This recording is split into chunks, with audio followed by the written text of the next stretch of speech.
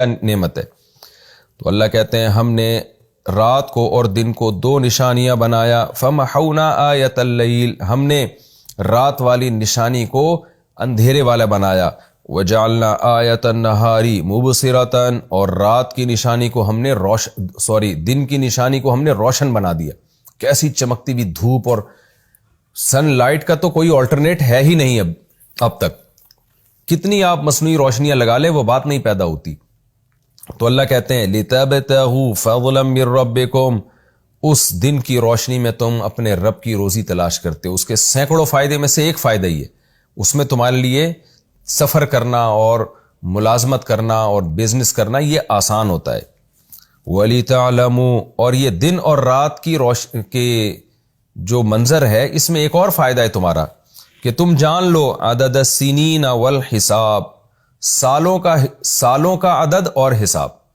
یہ جو سال گزر رہے ہیں، اتنے سال، سن 2022 ہے، 23 ہے، تو یہ سارے تمہیں اس سے پتہ چل جاتے دن اور رات سے۔ تاریخیں بدلتی ہیں، گھڑیاں تو اب ایجاد ہوئی ہیں نا، اس سے پہلے لوگ وقت کیسے معلوم کرتے تھے؟ کاؤنٹ کرتے تھے نا کہ بھئی اب سورج غروب ہو کے دوبارہ نکل رہا ہے تو ایک دن گزر گیا۔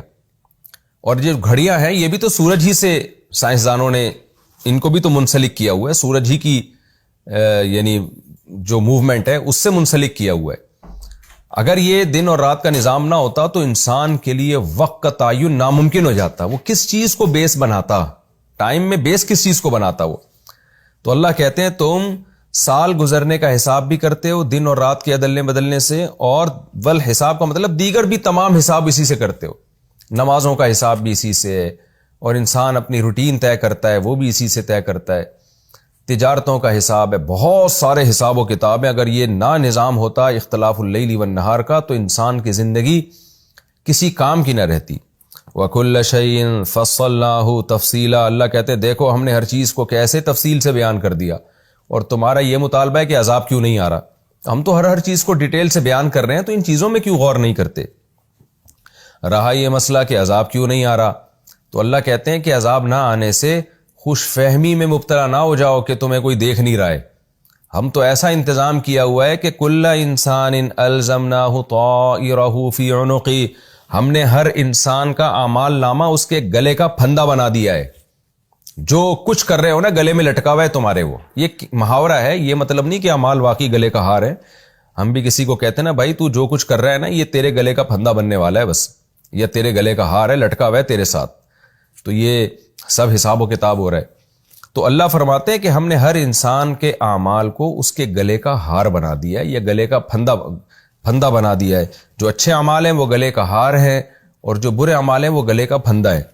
وَنُخْرِجُ لَهُ يَوْمَ الْقِيَامَةِ، اور ہم نکالیں گے اس عمل کو، یعنی انسان کے لیے قیامت کے دن کتاباً، ایک کتاب بنا کر، یعنی لکھی ہوئی سب تحریر ہوگی، یلقاہ منشورا، اور انسان اس اعمال نامے سے ملے گا منشورا اس طور پر کہ وہ اس کے سامنے کھلی کتاب کی طرح پھیلا ہوا ہوگا، خود پڑھ رہا ہوگا، خود دیکھ رہا ہوگا میں نے کس وقت کیا کیا۔ اقرأ کتابک، اور اللہ کی طرف سے اعلان ہوگا پڑھ اپنا اعمال نامہ۔ کفا بنفسک اليوم علیک حسیبا، آج تیرا نفس ہی حساب کے لیے تجھ پر کافی ہے، خود تیرا نفس ہی تیرا حساب کر لے گا آج بیٹھ کے، کیونکہ وہی کچھ کیا ہے، وہی کچھ لکھا ہوا ہے جو تو کر کے آیا ہے۔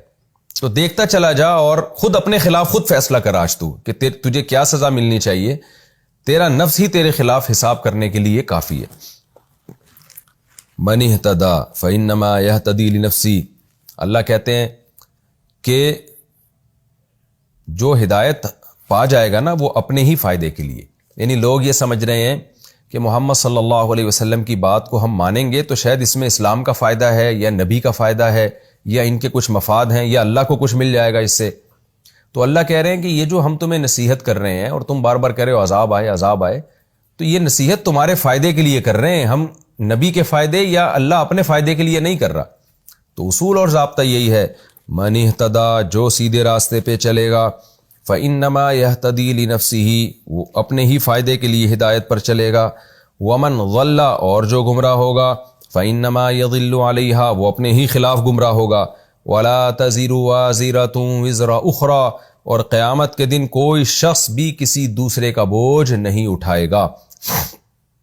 اس قسم کی آیتیں جہاں بھی آتی ہیں نا کہ کوئی کسی کا بوجھ نہیں اٹھائے گا، خوب سمجھ لیں اس کا ایک مخصوص مفہوم ہے. وہ مخصوص مفہوم یہ ہے کہ اگر کوئی شخص ایمان نہیں لے کر آتا اور اس خوش فہمی میں رہتا ہے کہ اگر بالفرض قیامت قائم ہوئی تو فلاں آدمی مجھے فائدہ پہنچا کے جنت میں بھجوا دے گا، تو ایسا